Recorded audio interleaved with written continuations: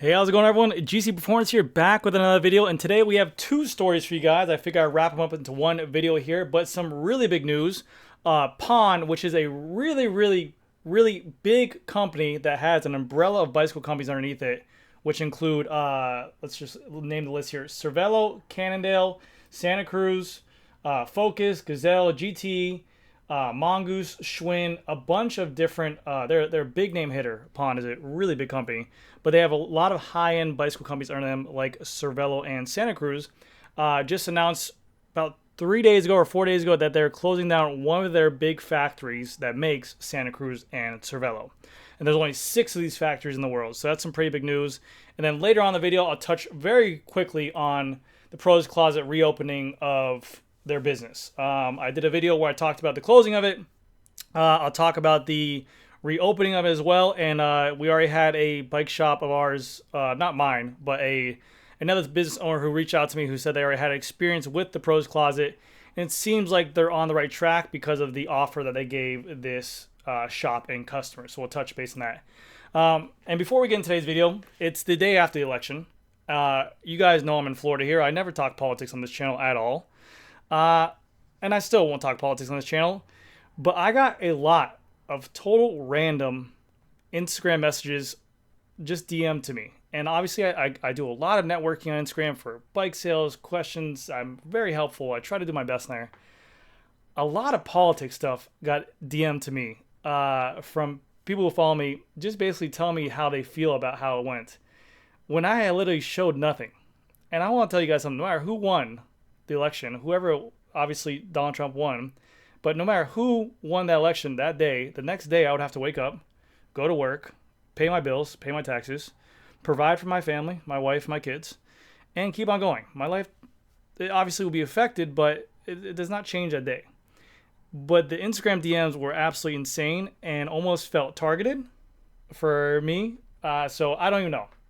Very wild. Never in my life I've experienced that. But no matter what, I try to keep politics out of business, and we'll keep it that way from now on. So anyways, let's get into this.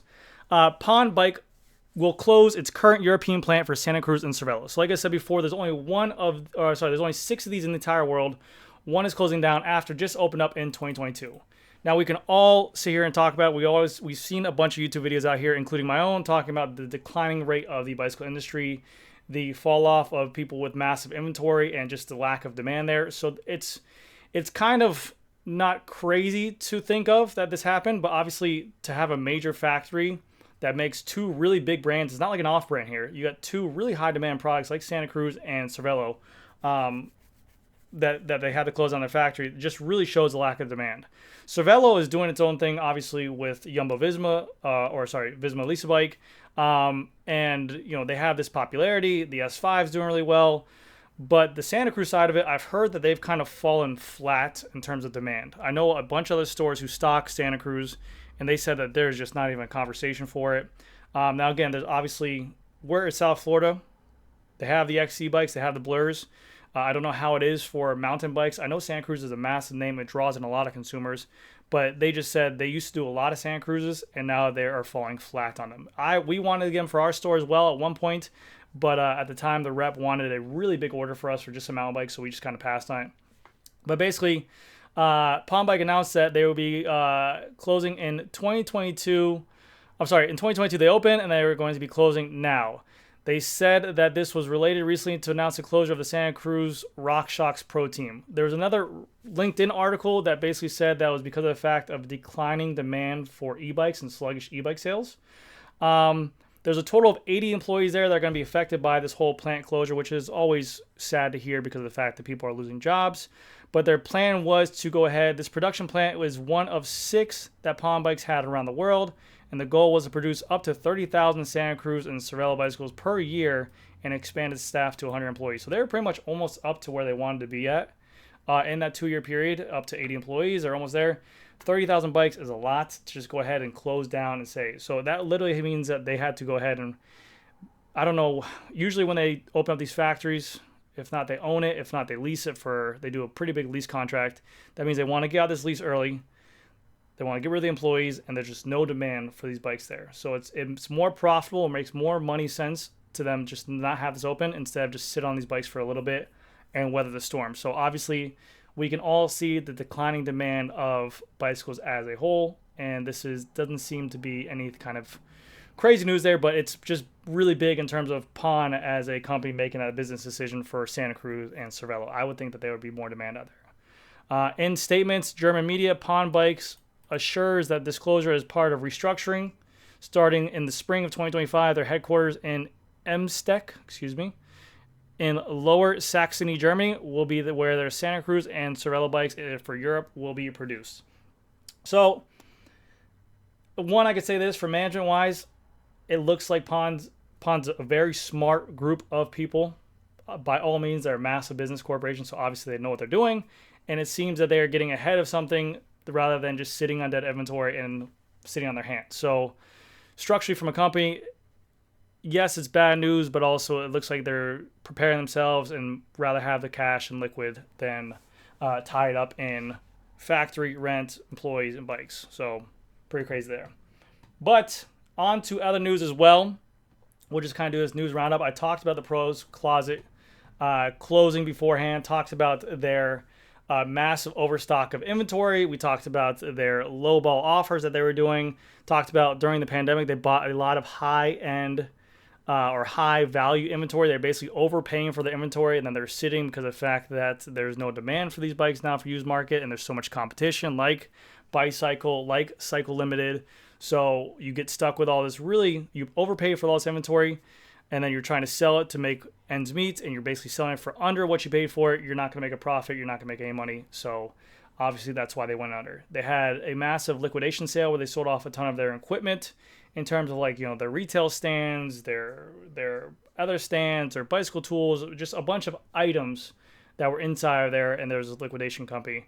And there was no really news of them being bought or new owners, new management. I thought that news would come out pretty soon, but it took a little bit. But now we see here the Pros Closet reopening with new owner and familiar managers. Last month, a private investment firm acquired the Pros Closet digital assets, including its trademark, website, software, and customer database. So they wanted to get out of their lease that they were in, that they had this massive warehouse space that everyone said. The Pros Closet, if you guys did not know, around 2022 or 2023, they moved from a smaller warehouse to this really big expansion of a big warehouse because they had all this inventory and business was going good. And that might have shot them in the foot as well, paying for crazy inventory because that was a lease. They didn't own that building. That was a lease for that building. So now this company came along and bought pretty much their name, and they're going to start this over.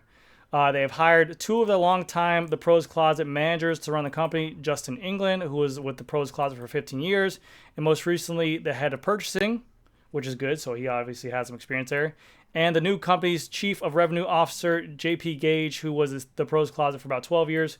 So again, familiar faces there. Obviously, they don't want the same familiar outcome. Recently, there's a company here. Basically they said that the new CEO, Yasser, who founded Scottsdale, Arizona-based L's Hair companies 20 years ago. L's Hair owns and operates several e-commerce businesses, including all his websites are there. England told Brain over the weekend that the Pros Closet planned to resume buying bikes, wheels, frames on Monday through its existing website. So they have already started 2 days ago rebuilding the company and buying. Local customers, stores can submit retail items back to them, and you can get an offer back from Pros Closet. So they're trying to build back their inventory. They're already sitting there saying that it's not going to be as big, but they want to definitely fill the void of where the company left off. So one of my friends, who's a shop owner, submitted a really high-end kind of rim brake bike to the Pros Closet, and he said that he basically got hit back with a non-offer. So it seems here that they are rebuilding smart. In my case as well, I know he was kind of shocked by it, but he just said they gave him a non-offer, and it seems like the company wants to go ahead and be smarter with their buys, not just buy everything, which is awesome. Be upfront about it. Let these customers know that they're not just going to take it.